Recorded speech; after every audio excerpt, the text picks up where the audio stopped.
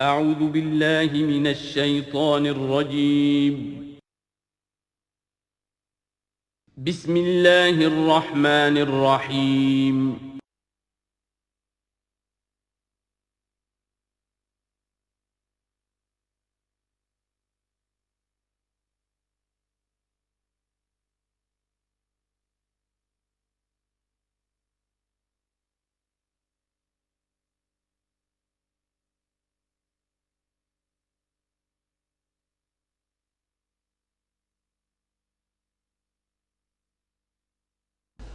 الحمد للہ وکفا والصلاة والسلام علی عباده الذین اصطفیٰ خصوصاً علی افضلہم وخاتم النبیین محمد الامین وعلی آلہ وصحبہ اجمعین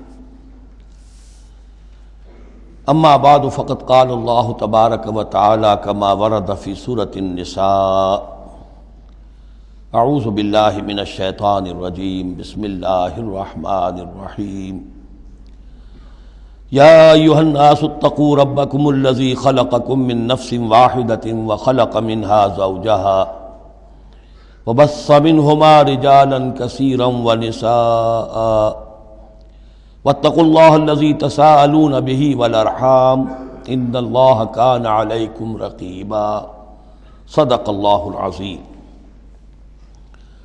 رب اشرح لی صدری ویسر لی امری واحلل عقدۃ من لسانی یفقہوا قولی اللہم ربنا الہمنا رشدنا واعذنا من شرور انفسنا اللہم ارنا الحق حقا وارزقنا اتباعہ وارنا الباطل باطلا وارزقنا اجتنابہ اللہم وفقنا لما تحب وترضى اللہم آنس وحشتنا فی قبورنا وارحمنا بالقرآن العظیم اللہم اجعلہ لنا اماما ونورا وہدا ورحمہ اللہم ذکرنا منہ ما نسینا وعلمنا منہ ما جہلنا وارزقنا تلاوتہ آناء اللیل وآناء النہار واجعلہ لنا حجتا یا رب العالمین آمین۔ آج ہم اللہ کا نام لے کر سورہ نساء کا ترجمہ اور مختصر تشریح شروع کر رہے ہیں۔ جیسا کہ میں آپ کو بتا چکا ہوں کہ قرآن مجید میں مکی اور مدنی صورتوں کے جو گروپ ہیں ان میں سے پہلا گروپ 5 صورتوں پر مشتمل ہے۔ مکی صورت صرف سورہ فاتحہ ہے، حجم میں بہت چھوٹی، معنی میں، مفہوم میں، عظمت میں، فضیلت میں بہت بڑی۔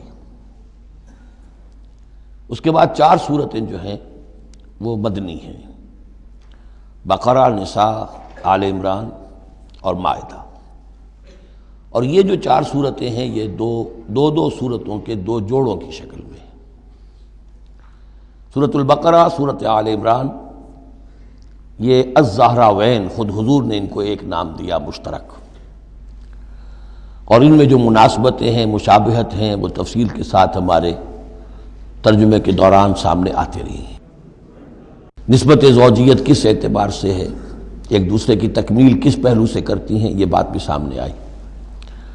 اب جو 2 صورتیں ہیں یہ سورۃ النساء اور سورۃ المائدہ، یہ جوڑے کی شکل میں ہیں۔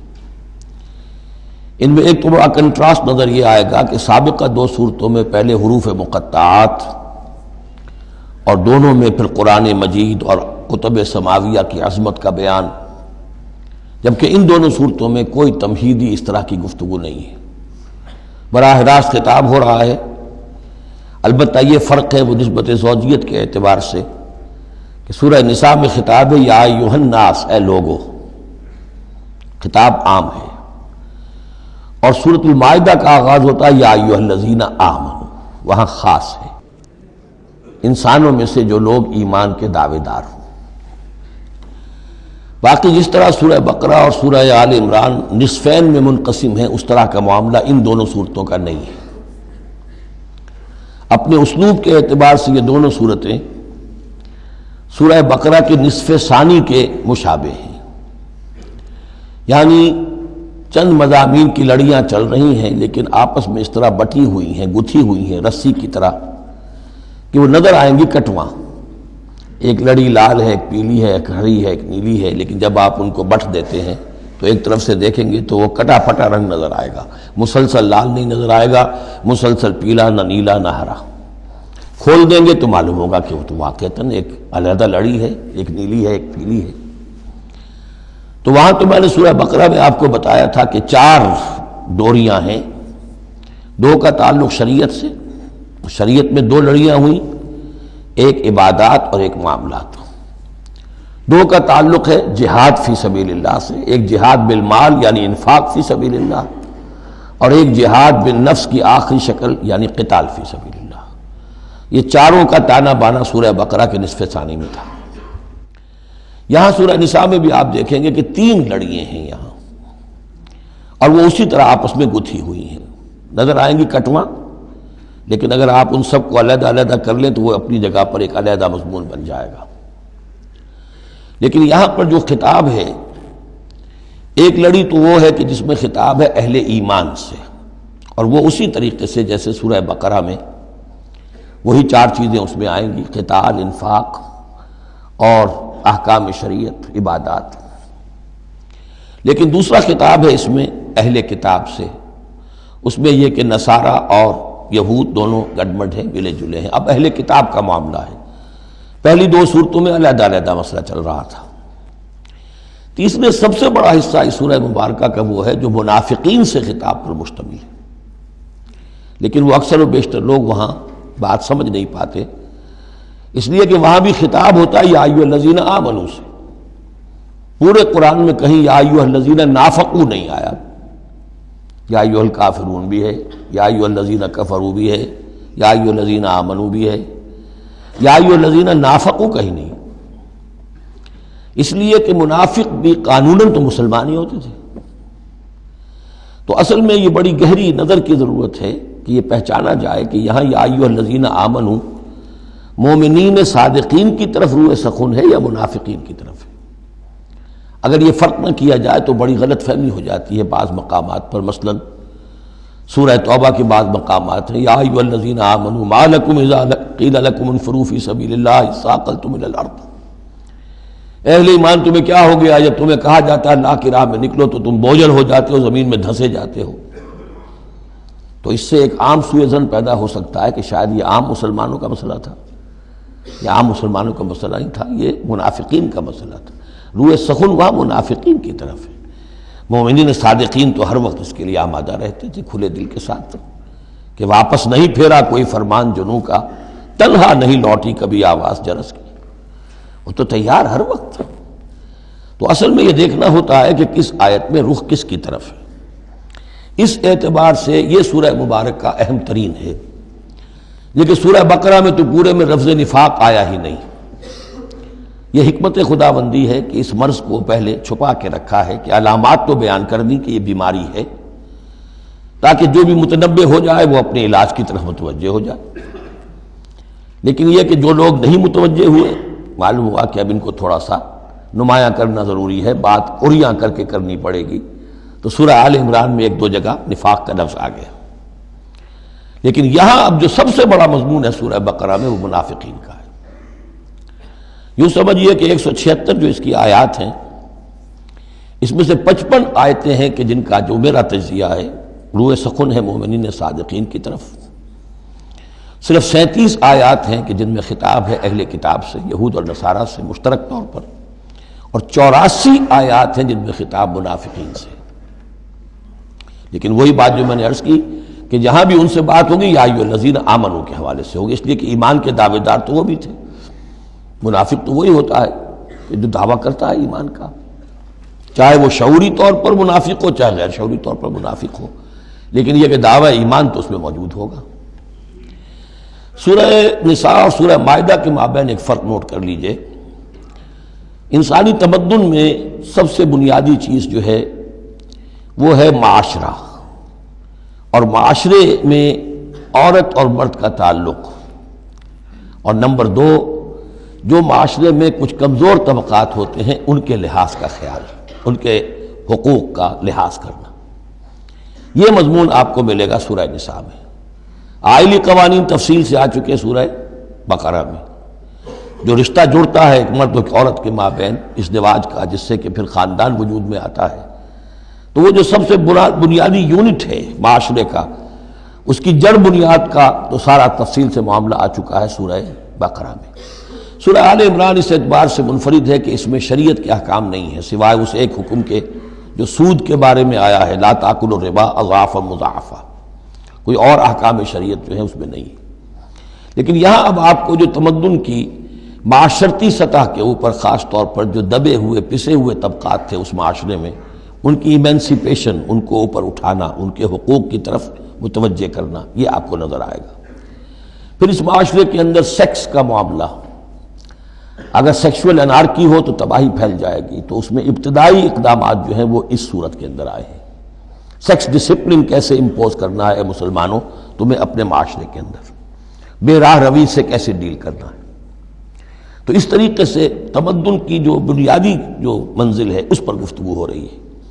سورہ مائدہ میں جا کر پھر جو تمدن کی بلند ترین منزل ہے ریاست، اور یہ کہ پھر اعلیٰ سطح کے اوپر عدالتی نظام، چوری ڈاکہ وغیرہ کا سد باب، اس کے لیے کیا حدود ہیں، اس کے لیے کیا تعزیرات ہیں، یہ بھی آگے آئیں گی۔ باقی سورہ نساء میں جیسے ہے ویسے ہی سورہ مائدہ میں بھی اہل کتاب سے بھی آخری خطاب ہوگا۔ تو جیسا کہ میں نے عرض کیا تھا کہ یہ پہلا گروپ جو ہے اس میں دو لڑیاں ہیں، ایک ہے یہ شریعت کا گروپ ہے، شریعت شروع ہو رہی ہے، بلو پرنٹ اس کا سورہ بقرہ سے، اس کے تکمیلی احکام سورہ مائدہ میں، اور دوسرا اس میں خطاب ہے اہل کتاب کے ساتھ، وہ بھی تدریجاً بڑھ کر آخری باتیں وہ ہے کہ جو پھر سورہ مائدہ میں ہمیں ملیں گی۔ بس اتنی تمہید، اور اس میں بھی خاصا وقت صرف ہو گیا ہے۔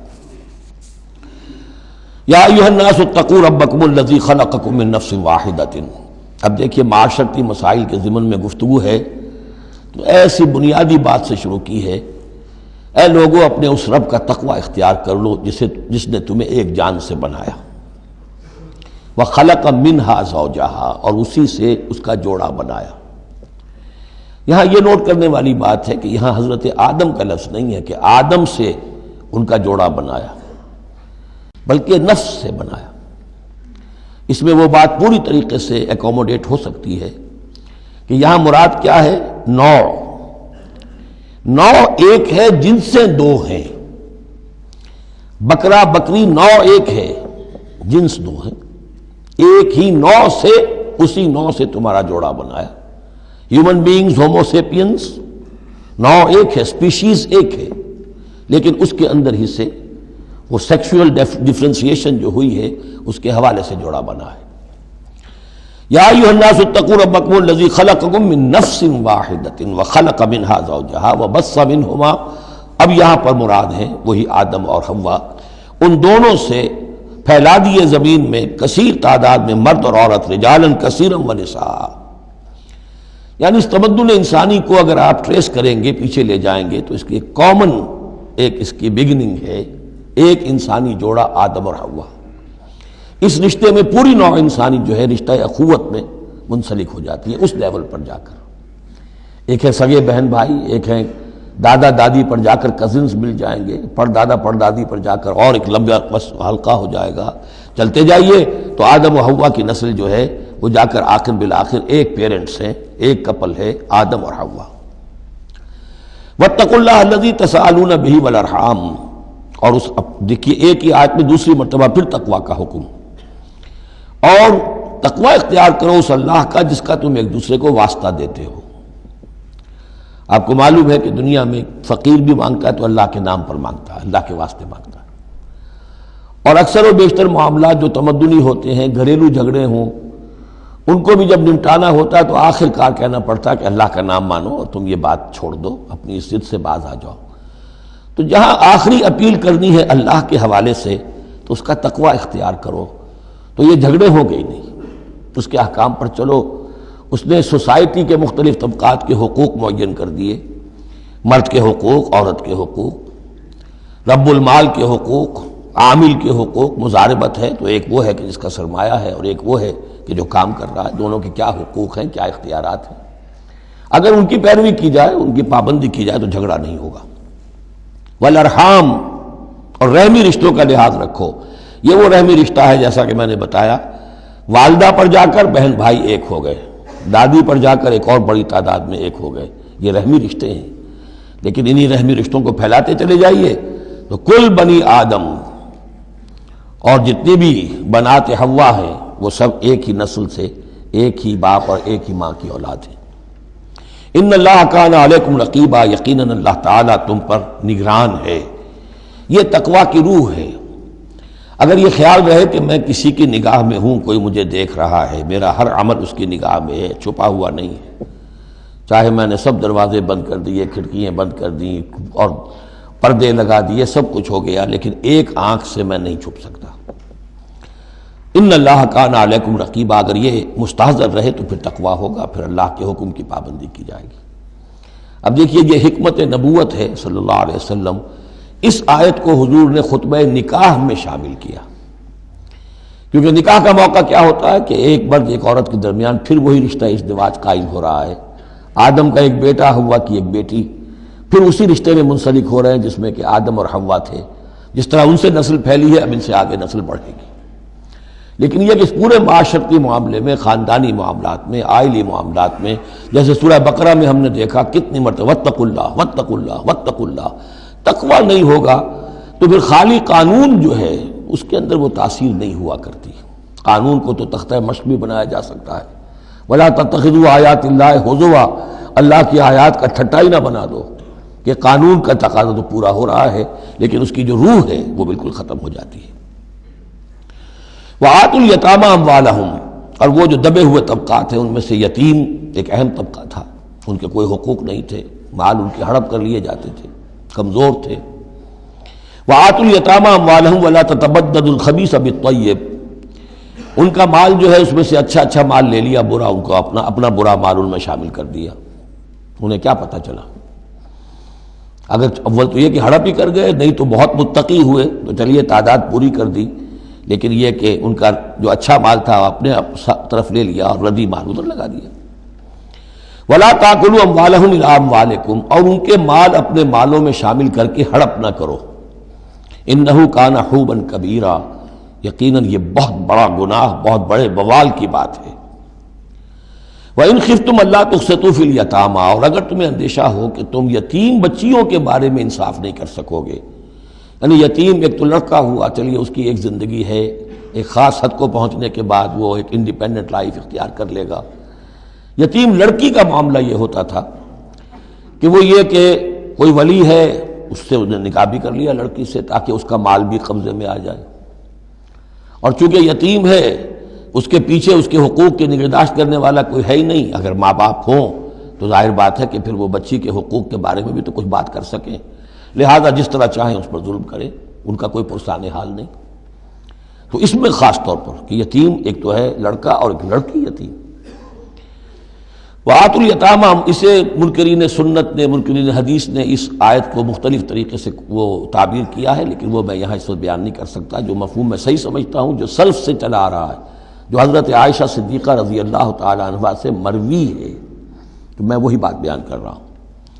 یہاں جو ہے دوسری آیت میں، یہ تیسری آیت میں، وہ یتامہ سے مراد ہیں یتیم بچیاں، یتیم خواتین۔ وَإِنْ خِفْتُمْ أَلَّا تُقْسِطُوا فِي الْيَتَامَىٰ فَانكِحُوا مَا طَابَ لَكُم مِّنَ النِّسَاءِ مَثْنَىٰ وَثُلَاثَ وَرُبَاعَ، تو پھر یہ ہے کہ تم ان یتیم بچیوں سے نکاح مت کرو، اور تمہیں جو پسند ہو، اگر ضرورت ہے دو دو تین تین چار چار کی حد تک تمہیں اجازت ہے، نکاح کر سکتے ہو۔ تعدد ازدواج کی یہی آیت قرآن مجید میں۔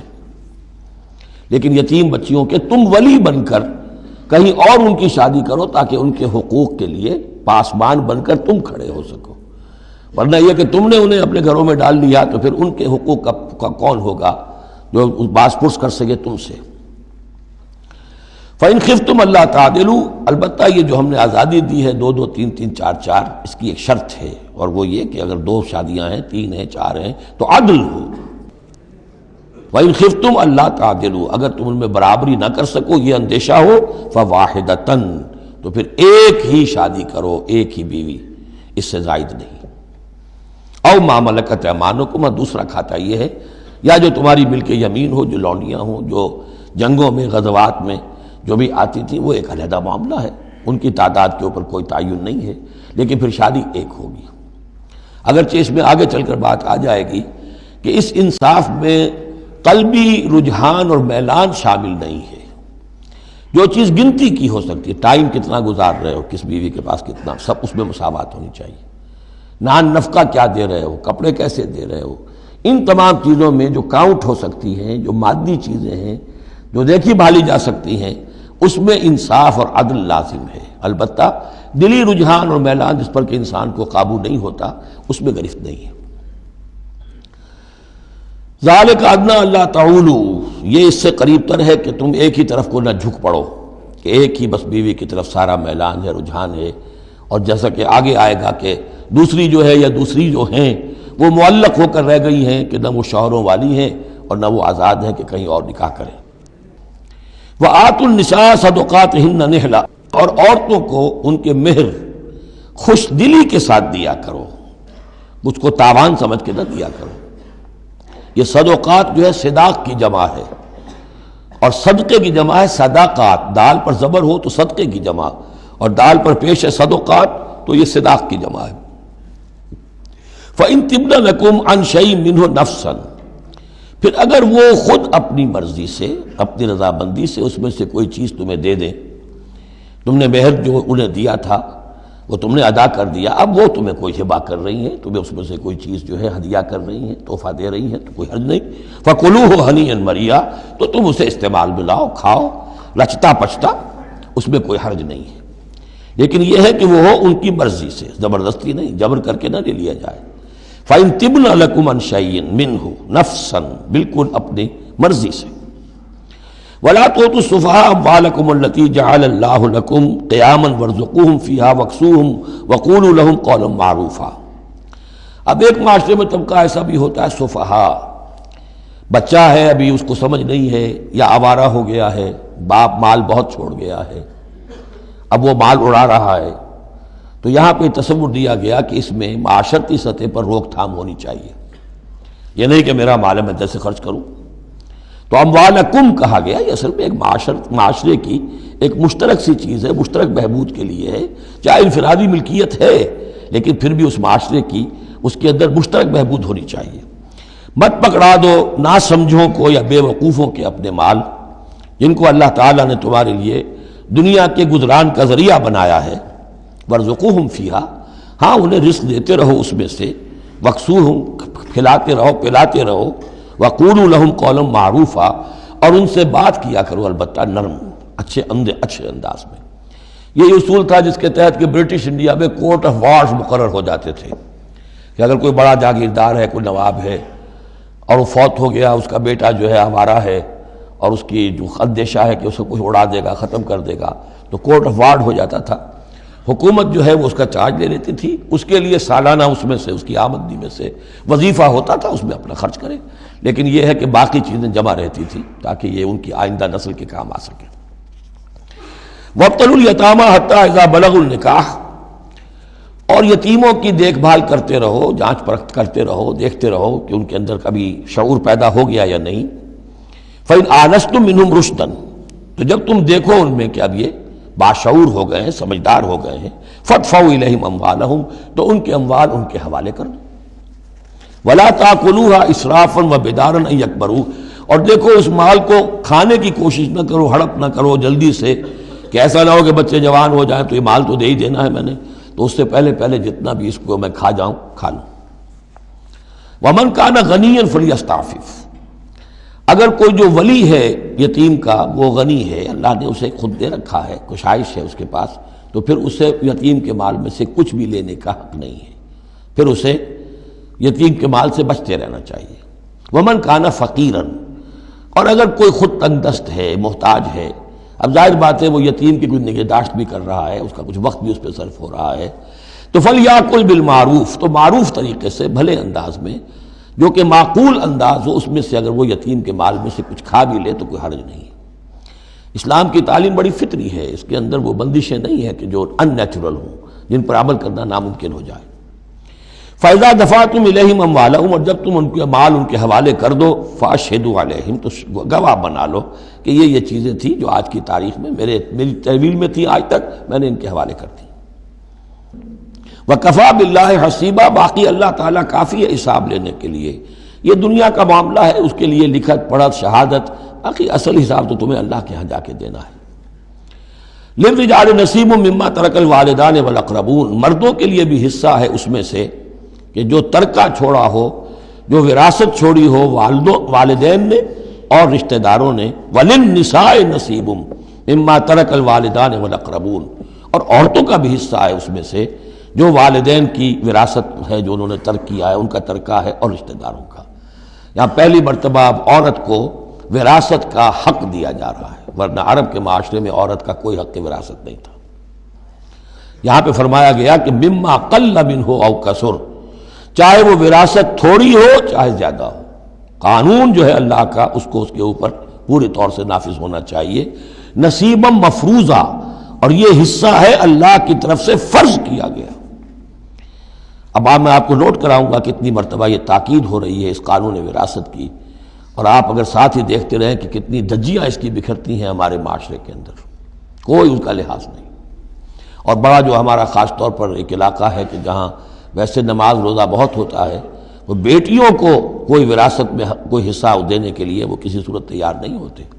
شریعت کے کچھ چیزیں جو ہیں وہ بہت اہم ہیں، اور شریعت کی یہ چیزیں جو ہیں کس قدر تاکید کے ساتھ آ رہی ہیں، یہ کہتے ہیں یہ رواج کے تحت ہوگا. وَإِذَا حَضَرَ الْقِسْمَةَ أُولُو الْقُرْبَىٰ، اور جب وراثت کی ترکے کی تقسیم ہو رہی ہو تو اب اگر وہاں کچھ قرابت دار بھی آ جائیں، والیتامى، یتیم بھی آ جائیں، والمساکین، کچھ محتاج بھی آ جائیں، فارزقوہم منہ وقولوا لہم قولا معروفا، تو انہیں بھی کچھ دے دلا دو اس میں سے، کیونکہ اس وقت دیکھ رہے ہیں تقسیم ہو رہی ہے، وہ بالکل محتاج ہیں، تو احساس محرومیت جو ہے اس کو کسی نہ کسی درجے میں جو بھی اس کے اندر کچھ ان کی بداوا ہو سکتا ہو کرو. وَقُولُوا لَهُمْ قَوْلًا مَعْرُوفًا، ان سے بات کرو تو بڑے اچھے انداز میں، جھڑکو نہیں کہ ہماری وراثت تقسیم ہو رہی تم کون آ گئے یہاں پہ. وَلْيَخْشَ الَّذِينَ لَوْ تَرَكُوا مِنْ خَلْفِهِمْ، ڈرتے رہنا چاہیے ان لوگوں کو کہ اگر انہوں نے بھی چھوڑے ہوتے اپنے پیچھے ذُرِّيَّةً ضِعَافًا، چھوٹے بچے، اپنی نسل چھوڑ کر اگر وہ گئے ہوتے اور یتیم بچے ہوتے ان کے، خافوا علیہم، تو کیسے کیسے اندیشے ہونے ہوتے اپنے ان بچوں کے بارے میں. فلیتقوا اللہ، تو انہیں چاہیے کہ اللہ کا تقوی اختیار کریں کہ یہ یتیم جو اس وقت آ گئے یہ بھی کسی کے بچے ہیں، کوئی ان کا بھی باپ تھا، ان کے سر پر ہاتھ رکھو. ولیقولوا قولا سدیدا، اور بڑی صاف اور ستھری اور صحیح اور حق پر مبنی بات کرو. ان الذین یاکلون اموال الیتامی ظلما، یقیناً وہ لوگ کہ جو یتیموں کا مال ہڑپ کرتے ہیں ناحق، انما یاکلون فی بطونہم نارا، وہ اپنے پیٹوں میں بھر رہے ہیں آگ، وسیصلون سعیرا، اندر کی آگ تو اپنے پیٹوں میں ڈال رہے ہیں اور سموچے وہ خود آگ میں ڈال دیے جائیں گے. تو گویا کہ ایک آگ ان کے اندر ہوگی اور ایک جہنم کی آگ ان کے باہر ہوگی. یہ 10 آیتیں بڑی جامع ہیں، اور جس طریقے سے کہ سوسائٹی کے جو پسماندہ طبقات تھے ایک ایک کا خیال کر کے جس باریک بینی سے حکمت کے ساتھ احکام دیے جا رہے ہیں. اب اس کے بعد جو رکوع ہے یہ بڑا مختصر ہے، آیتیں 4 ہیں لیکن ایک قیامت مضمر ہے ان میں، یہ اعجاز ہے. 4 آیتوں کے اندر اسلام کا پورا قانون وراثت جس پہ پوری جلدیں لکھی گئی، جامعیت کی انتہا ہے. یوصیکم اللہ فی اولادکم، اللہ تعالیٰ تمہیں وصیت کرتا ہے تمہاری اولاد کے بارے میں. للذکر مثل حظ الانثیین، لڑکے کے لیے حصہ ہے 2 لڑکیوں کے برابر. فإن كن نساء فوق اثنتین فلہن ثلث ما ترک، اور اگر صرف بیٹیاں ہی بیٹیاں ہوں اور 2 یا 2 سے زائد ہوں تو ان کو 2/3 میں حصہ ملے گا. وإن كانت واحدة فلها النصف، اور اگر ایک ہی بیٹی ہے تو اسے آدھا ملے گا.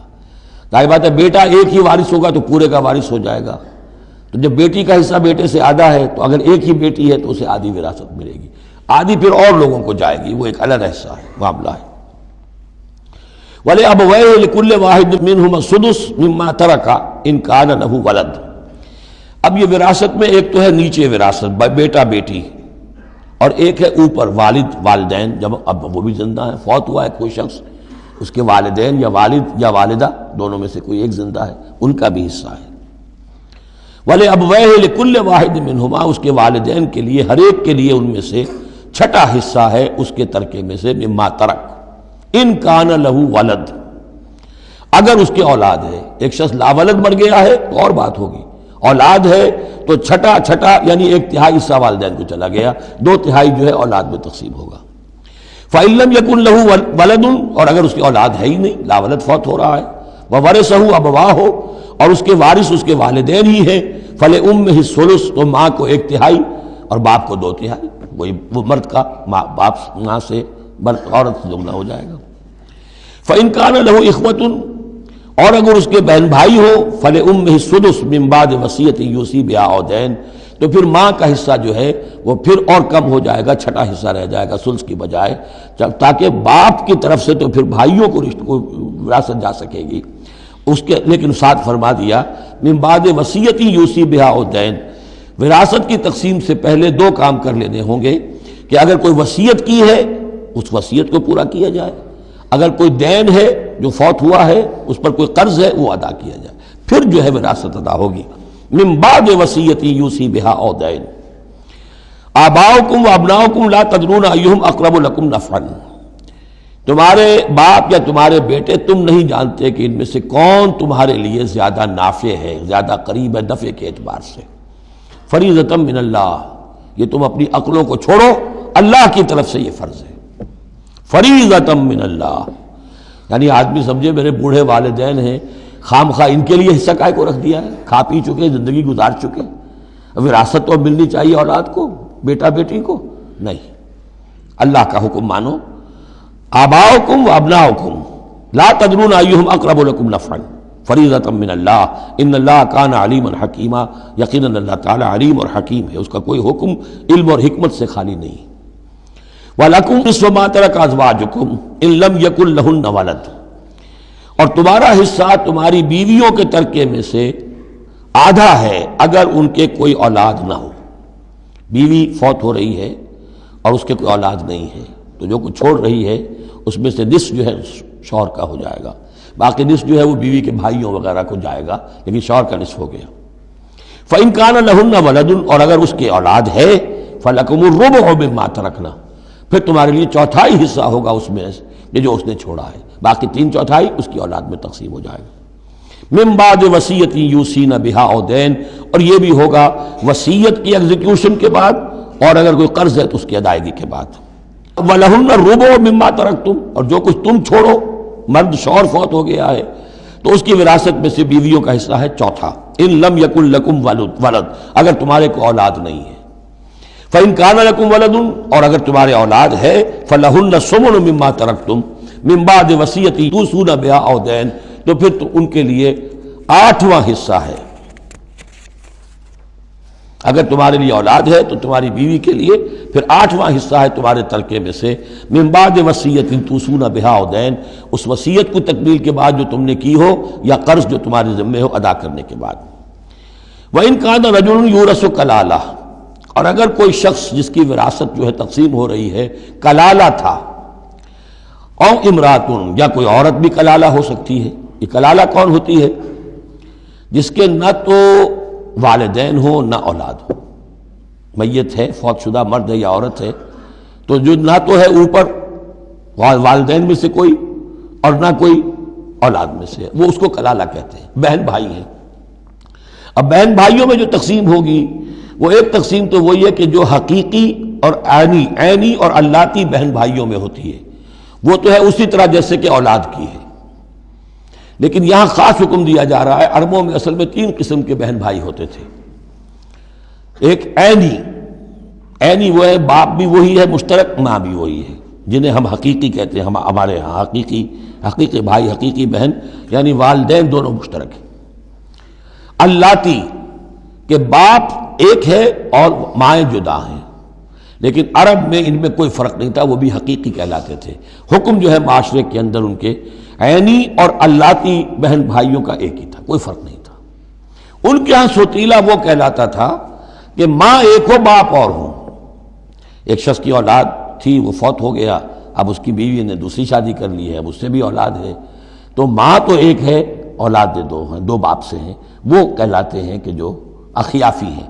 ان کا حکم دے رہا ہے کہ اگر کوئی شخص مرا ہے وہ کلالہ ہے، چاہے وہ مرد ہے یا عورت ہے، وَلَهُ أَخٌ أَوْ أُخْتٌ، اس کی ایک بہن ہے یا ایک بھائی ہے، فَلِكُلِّ وَاحِدٍ مِّنْهُمَا السُّدُسُ، تو ان میں سے ہر ایک کے لیے 6واں حصہ ہے۔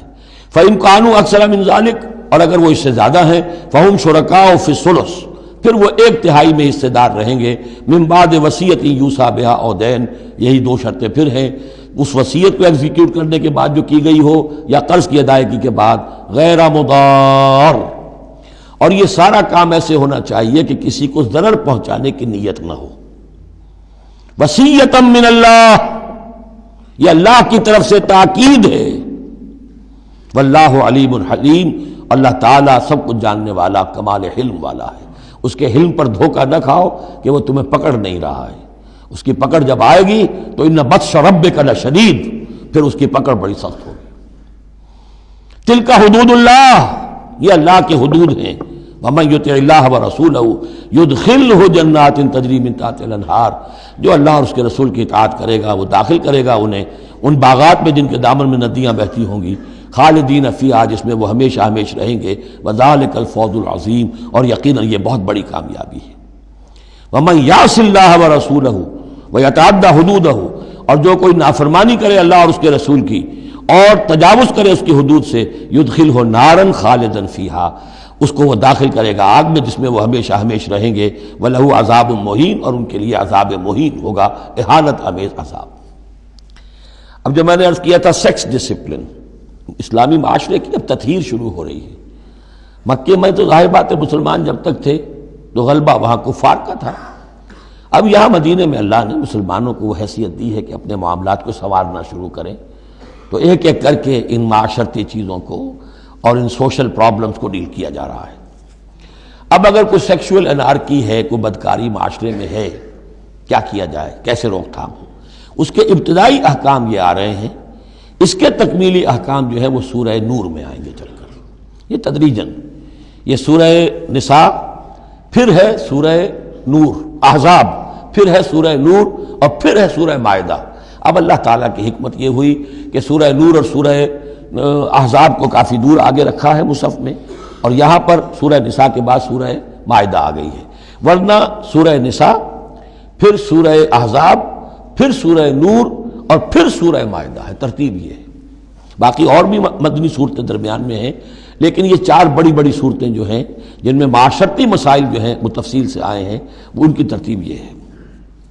واللاتی یاتین الفاحشۃ من نسائکم، اور وہ عورتیں تمہاری عورتوں میں سے جو کوئی کسی بے حیائی کا ارتکاب کریں، فاستشہدوا علیہن اربعۃ منکم، تو پھر گواہ بناؤ، گواہ لاؤ ان پر تم میں سے 4.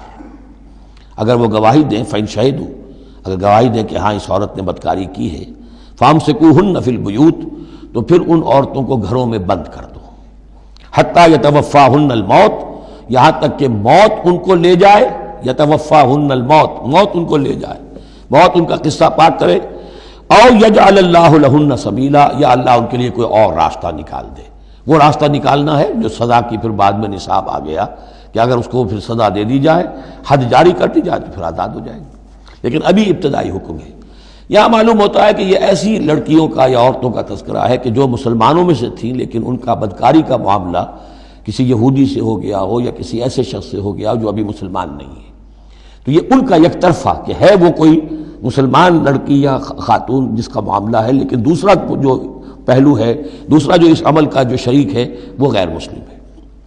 واللذان یاتیانہا منکم، اور اگر وہ دونوں تمہیں میں سے ہو، مرد بھی اور عورت بھی، فآذوہما، تو ان دونوں کو پھر اذیت دو، تکلیف دو، انہیں سزا دو. فإن تابا واصلحا، پھر اگر وہ توبہ کر لیں اور اصلاح کر لیں، فاعرضوا عنہما، تو ان کو چھوڑ دو. ان اللہ کان توابا رحیما، یقیناً اللہ تعالیٰ بہت توبہ کا قبول فرمانے والا اور رحیم ہے. یہ بالکل ابتدائی احکام ہیں، اسی لیے ان کی وضاحت میں، تفسیروں میں آپ کو بہت سے اقوال مل جائیں گے، اس لیے کہ اصل میں تو یہ پھر آخر میں جا کر یہ سب منسوخ شمار ہوں گے جبکہ حدود آ گئی پوری کی پوری. جیسے کہ وصیت کا وہ حکم جو سورہ بقرہ میں آیا تھا وہ اب ساقط ہو گیا جبکہ قانون وراثت آ گیا. اب وہ آیت آئی ہے کہ جو بہت بڑی حکمت کی آیت ہے، جس کا حوالہ اس سے پہلے بھی میں نے کبھی دیا ہے. انما التوبۃ علی اللہ للذین یعملون السوء بجہالۃ، اللہ کے ذمے ہے توبہ قبول کرنا ایسے لوگوں کی جو کوئی برا حرکت کر بیٹھتے ہیں جہالت اور نادانی میں. ثم یتوبون من قریب، پھر فوراً توبہ کرتے ہیں. یعنی اگر ایمان اندر ہے تو کسی وقت ایسا تو ہو گیا کہ کوئی خارجی اثرات اتنے پوٹنٹ ہو گئے یا نفس کے اندر ہیجان ایسا ہو گیا کہ آدمی کنٹرول نہیں کر سکا، لیکن جیسے ہی اس کے بعد ہوش میں آئے گا اس پر شدید پچھتاوا، شدید ندامت طاری ہو جائے گی۔ تو اس کے لیے یہ کہ وہ توبہ کرے تو اللہ تعالیٰ اس کی توبہ قبول فرمائے گا۔ فَأُولَٰئِكَ يَتُوبُ اللَّهُ عَلَيْهِمْ، تو اللہ تعالیٰ ایسے لوگوں کی توبہ قبول فرمائے گا۔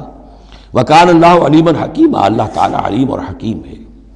وَلَيْسَتِ التَّوْبَةُ لِلَّذِينَ يَعْمَلُونَ السَّيِّئَاتِ، ایسے لوگوں کا کوئی حق نہیں ہے توبہ کا کہ جو اپنی برائی حرکتیں کرتے رہیں، حرام خوریاں کرتے رہیں، زندگی بھر عیش لڑاتے رہیں۔ حتیٰ اذا حضر احدهم الموت قال انی تبت الآن، یہاں تک کہ جب موت کا وقت آ جائے تو کہیں کہ اب میں توبہ کرتا ہوں۔ یہ توبہ نہیں ہے۔ وَلَلَّذِينَ يَمُوتُونَ وَهُمْ كُفَّارٌ، اسی پر قیاس کر لیجئے جو مر بھی گئے کفر کی حالت میں، ان کی توبہ کا کوئی سوال ہی نہیں۔ اولئک اعتدنا لهم عذابا الیما، ایسے لوگوں کے لیے تو ہم نے دردناک عذاب تیار کر رکھا ہے۔ یا ایھا الذین آمنوا لا یحل لکم ان ترثوا النساء کرہا، اہل ایمان تمہارے لیے جائز نہیں ہے کہ تم عورتوں کو زبردستی وراثت میں لے لو۔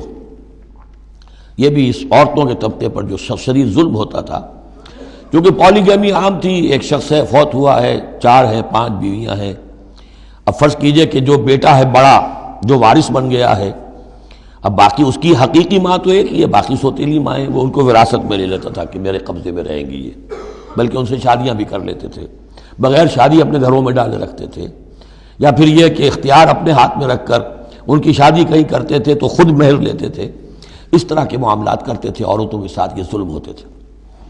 یا ایھا الذین آمنوا لا یحل لکم ان ترثوا النساء کرہا، اہل ایمان تمہارے لیے جائز نہیں ہے کہ تم عورتوں کے وارث بن بیٹھو زبردستی۔ ولا تعضلوہن لتذهبوا ببعض ما آتیتموہن، اور نہ تمہارے لیے یہ جائز ہے کہ تم ان کا راستہ روک کے رکھو انہیں، تاکہ تم واپس لے لو ان سے جو کچھ کہ تم نے انہیں دیا ہے۔ اب نکاح کیا تھا اس وقت تو بڑے چاؤ تھے اور لاڈ تھے اور کیا کیا دے دیا تھا، اور اب جو ہے اس سے وہ واپس ہتھیانے کے لیے طرح طرح کے ہتھ کنڈے استعمال ہو رہے ہیں، انہیں تنگ کیا جا رہا ہے، ٹارچر کیا جا رہا ہے، ذہنی طور پر تکلیف پہنچائی جا رہی ہے۔ الا یاتین بفاحشۃ مبینہ، ہاں اگر کسی سے صریح جو ہے حرام کاری کا فعل سرزد ہو گیا، اس پر کچھ زیادتی کی جائے، اسے کچھ سزا دی جائے، جیسے کہ اوپر آ چکا ہے فعذوہما، اس وقت تو اجازت ہے۔ اس کے بغیر جو ہے کسی کے اوپر زیادتی کرنا، خاص طور پر اگر نیت یہ ہے کہ میں اس سے اپنا مہر واپس لے لوں۔ وعاشروہن بالمعروف، دیکھو عورتوں کے ساتھ معاشرت اختیار کرو، رہو سہو معروف طریقے پر، بھلے طریقے پر، اچھے طریقے پر، نیکی اور راستی کے ساتھ۔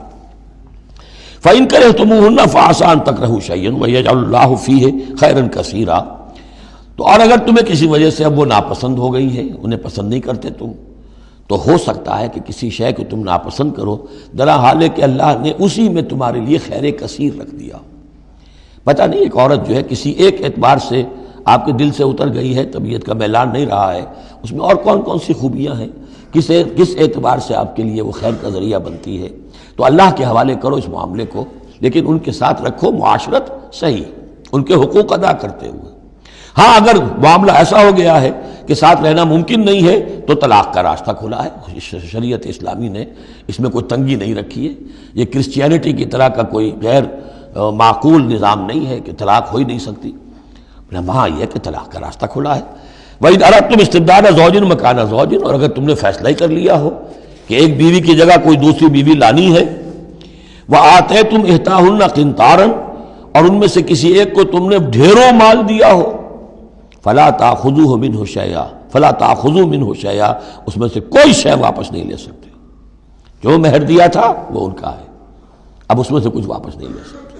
أَتَأْخُذُونَهُ بُهْتَانًا وَإِثْمًا مُبِينًا، کیا تم لوگے وہ مہر واپس ان سے ناحق اور صریح گناہ کے طور پر؟ وَكَيْفَ تَأْخُذُونَهُ، کچھ عقل کے ناخن لو، کچھ شعور اور کچھ شرافت کا ثبوت دو، کیسے ان سے وہ مال تم واپس لینا چاہتے ہو؟ وَقَدْ أَفْضَىٰ بَعْضُكُمْ إِلَىٰ بَعْضٍ، جبکہ تم ایک دوسرے سے مل چکے ہو، تمہارے مابین انتہائی قریبی رشتہ جو بھی ہو سکتا ہے دنیا کا وہ قائم ہو چکا ہے۔ وَأَخَذْنَا مِنْكُمْ مِيثَاقًا غَلِيظًا، اور وہ تم سے بہت گہرا قول و قرار لے چکی تھی۔ اب قول و قرار ہوتا ہے نکاح کے وقت، اس میں ذمہ داری لیتا ہے مرد، کوئی ایک وہ بھی ایک کانٹریکٹ ہے۔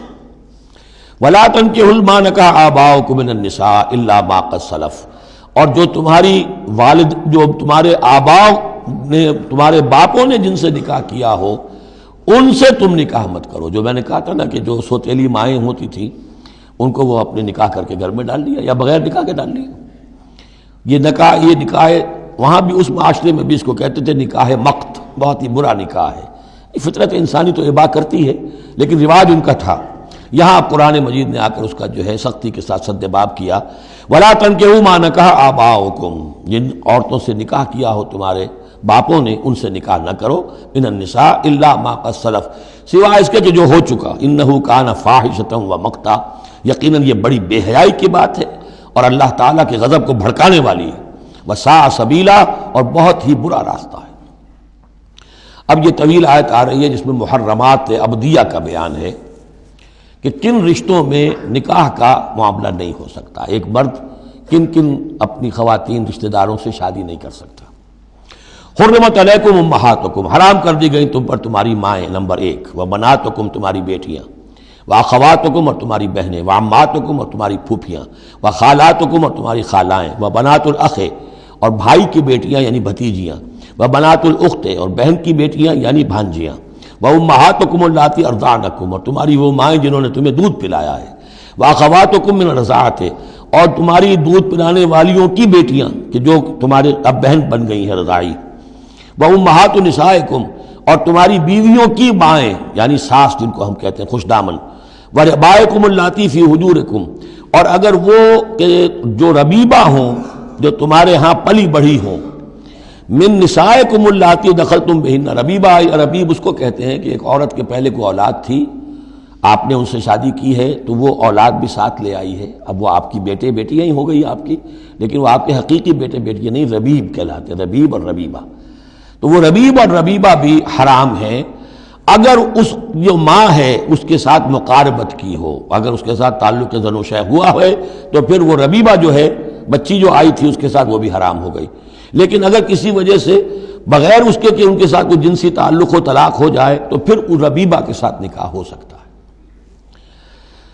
وَرَبَائِبُكُمُ اللَّاتِي فِي حُجُورِكُم مِّن نِّسَائِكُمُ اللَّاتِي دَخَلْتُم بِهِنَّ، جن سے تم نے صحبت کی ہو ان کی جو بیٹیاں ہیں سابقہ شوہروں سے وہ حرام ہیں. فَإِن لَّمْ تَكُونُوا دَخَلْتُم بِهِنَّ، اور اگر تم نے ان سے صحبت نہ کی ہو فَلَا جُنَاحَ عَلَيْكُمْ، تو پھر کوئی حرج نہیں ہے. وَحَلَائِلُ أَبْنَائِكُمْ، اور تمہارے بیٹوں کی عورتیں یعنی بیٹوں کی بیویاں، بہو جن کو ہم کہتے ہیں تمہاری بہو ہیں.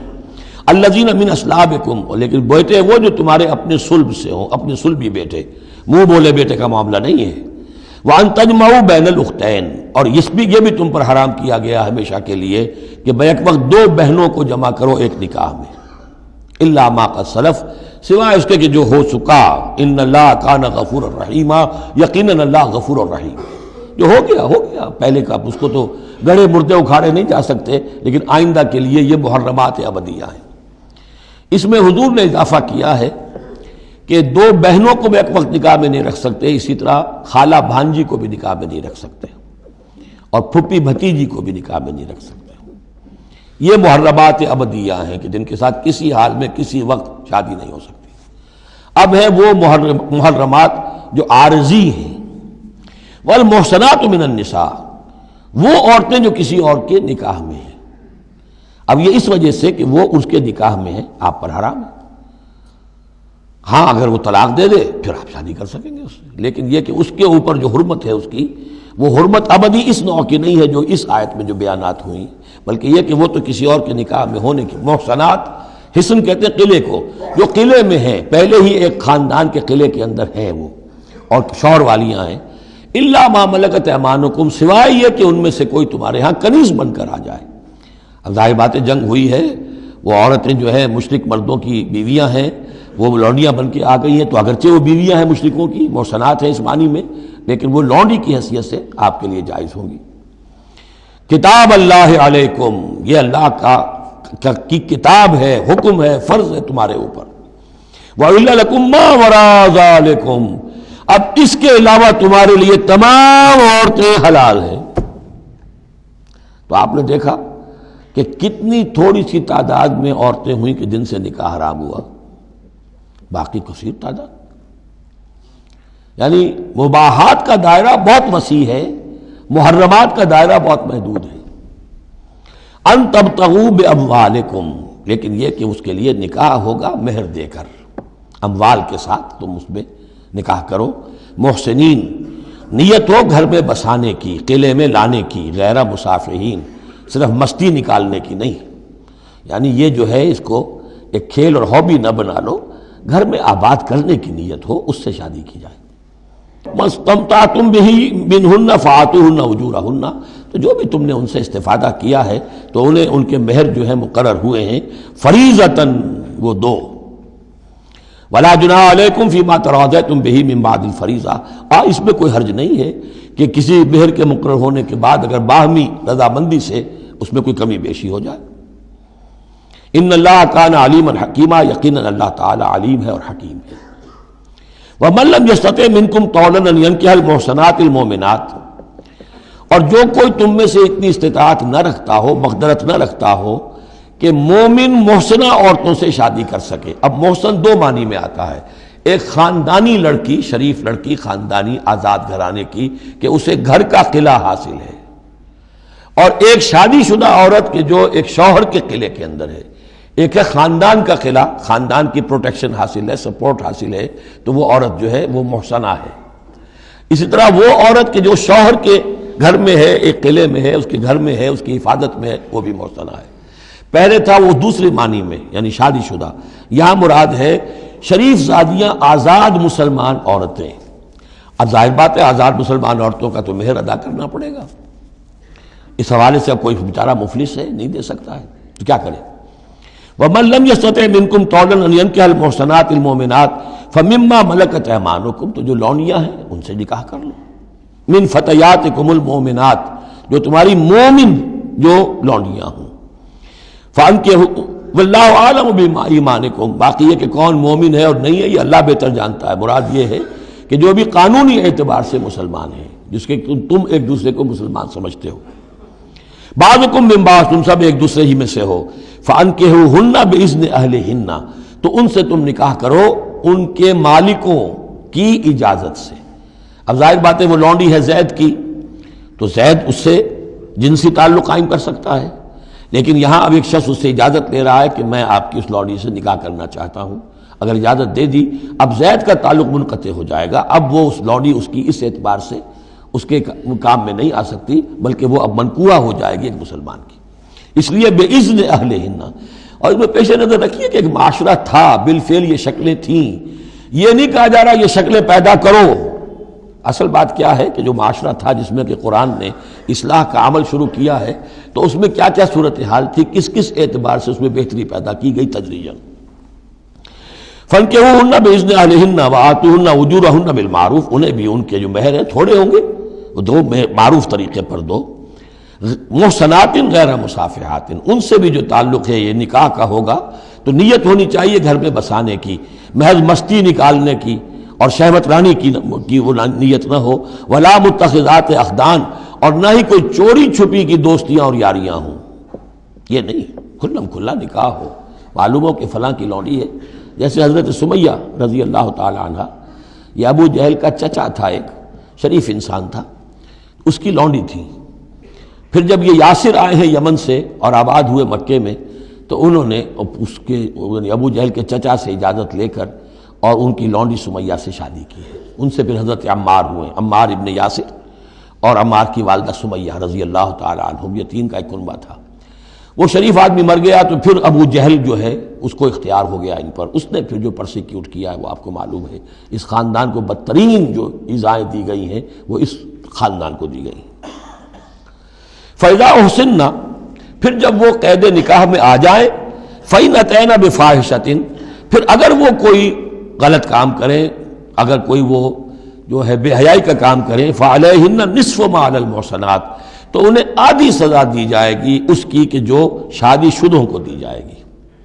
اب یہ جو ہے چونکہ ابتدائی احکامات ہیں، ابھی تک تو رجم کا حکم آیا ہی نہیں ہے، ابھی تک 100 کوڑوں کا حکم بھی نہیں آیا ہے، ابھی تو یہ تھا آزوہما، تو کوئی بھی انہوں نے اپنا طریقہ مقرر کر لیا ہے کہ اتنا کچھ ہم ماریں گے، تو اس میں البتہ ذہن میں رکھا جائے کہ اس میں یہ ہے کہ جو یہ لونڈی ہے منکوحہ، اس کو اگر سزا دینی ہے اسی طرح کی جرم کی تو اس کی سزا بھی عادی ہوگی، اس لیے کہ ایک شریف خاندان کی عورت جس سے پروٹیکشن حاصل ہو، اس کا معاملہ اور ہے، اور ایک اس بیچاری غریب یعنی اس کا لونڈی کا معاملہ اور ہے۔ ذالک لمن خشی العنت منکم، یہ رعایت بھی کہ مسلمان لونڈیوں سے نکاح کر لو، یہ بھی تمہارے لیے، تم میں سے ان لوگوں کے لیے ہے کہ جنہیں اندیشہ ہو فتنے میں پڑنے کا، جو اپنی شہوت اور جنسی جذبے کو روک نہ سکتے ہو، کہ اگر ان کے لیے نکاح کی کوئی شکل نہیں بنتی ہے تو ہو نہ جائے کہ کہیں کسی غلط کام میں وہ ملوث ہو جائیں، ورنہ یہ کہ وان تصبروا، اگر تم صبر کرو تو چونکہ عام طور پر جو باندیاں تھیں ان کا کردار اونچا نہیں تھا اس معاشرے میں، تو بہتر یہ ہے کہ ان سے نکاح کرنے سے تم بچو اور تعفف کرو، اس میں بہتری ہے۔ وان تصبروا خیر لکم، اور اگر تم صبر کرو تو یہ تمہارے حق میں بہتر ہے۔ واللہ غفور الرحیم، اللہ غفور الرحیم ہے۔ یرید اللہ لیبین لکم، اب یہ چونکہ کچھ احکام آ رہے ہیں تو ایک فلسفے کی باتیں آ رہی ہیں اب چند۔ بسا اوقات ایسا ہوتا ہے کہ احکام کو انسان اپنے اوپر بوجھ سمجھنے لگتا ہے، یہ کرو یہ نہ کرو، یہ کرو یہ نہ کرو، تو آدمی کی طبیعت ہے، فطرت ہے، یہ بات سے محسوس کرتا ہے۔ بلکہ عیسائی تو میں نے ایک مرتبہ 1970 میں تقریر سنی تھی، کرسمس گزاری تھی لندن میں، تو انہوں نے کہا تھا کہ شریعت لعنت ہے، خواہ ایک انسان کو یہ حرام ہے، یہ حرام ہے، یہ حرام ہے، رک نہیں سکا ہے، اب دل اس کا میلا ہو جائے گا، گلٹی کانشنس ہو جائے گا، گلٹی کانشنس سے اس کے اندر جو ہے وہ نیگیٹو سائیکالوجی ڈیولپ ہونی شروع ہو جائے گی۔ یہ ساری گندگی کہاں سے پیدا ہوئی کہ آپ نے حرام حلال کا فلسفہ چھیڑ، سب حلال کرو چھٹی ہو جائے گی۔ تو ایسے ایسے فلسفے بھی دنیا میں ہیں، اور یہ میں نے تقریر سنی 1970 میں لندن میں کرسمس کے دنوں میں۔ یرید اللہ لیبین لکم، اللہ تعالیٰ چاہتا ہے کہ تمہارے لیے ان چیزوں کو واضح کر دے۔ وَيَهْدِيَكُمْ سُنَنَ الَّذِينَ مِن قَبْلِكُمْ، اور تمہیں ہدایت دے ان راستوں کی کہ جو تم سے پہلے کے لوگوں کے تھے۔ وَيَتُوبَ عَلَيْكُمْ، اب اس میں دونوں طرف جائے گا، پہلے کے نیکوکار بھی تھے، پہلوں کے بدکار بھی تھے۔ نیکوکاروں کا راستہ تم اختیار کرو، صراط الذین انعمت علیہم، اور دوسرے راستوں سے تم بچ سکو۔ وَيَتُوبَ عَلَيْكُمْ، اللہ چاہتا ہے تمہارے اوپر، تم پر عنایت فرمائے۔ واللہ علیم الحکیم، اللہ تعالیٰ سب کچھ جاننے والا، کمال حکمت والا ہے۔ واللہ یرید ان یتوب علیکم، دوبارہ پھر وہی، اللہ چاہتا ہے تم پر مہربانی فرمائے۔ ویرید الذین یتبعون الشہوات، اور وہ لوگ کہ جو شہوات کی پیروی کرتے ہیں وہ چاہتے ہیں ان تمیلوا میلا عظیما، کہ تم تو ایک طرف غلط راستے سے دور تک تمہارا جو ہے رجحان ہو جائے اور ادھر ہی تم بھٹکتے چلے جاؤ۔ آج جو بھی ہے عورت کی آزادی کی بنیاد پر، ایمانسیپیشن کی بنیاد پر، یہ ساری چیزیں جو ہو رہا ہے، ویمن لب ہے، یہ سب کا سب در حقیقت ان حدود اور قیود کو توڑ کر، اور سارا یہ جنسی جو ہے انارکی پھیلانے کا ایک سازش ہے جو دنیا میں چل رہی ہے۔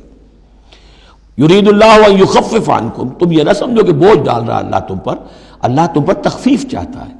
جب تم ان چیزوں پر عمل نہیں کرو گے، معاشرے میں بدگمانیاں پھیلیں گی، فساد ہوگا، گندگیاں ہوں گی، جھگڑے ہوں گے، بدگمانیاں ہوں گی، یہ سارا کچھ ہوگا، تو اللہ تو تمہارے لیے آسانی چاہتا ہے۔ وَخُلِقَ الْإِنسَانُ ضَعِيفًا، اور انسان پیدا کیا گیا ہے کمزور، اس کے اندر کمزوری کے پہلو بھی ہیں۔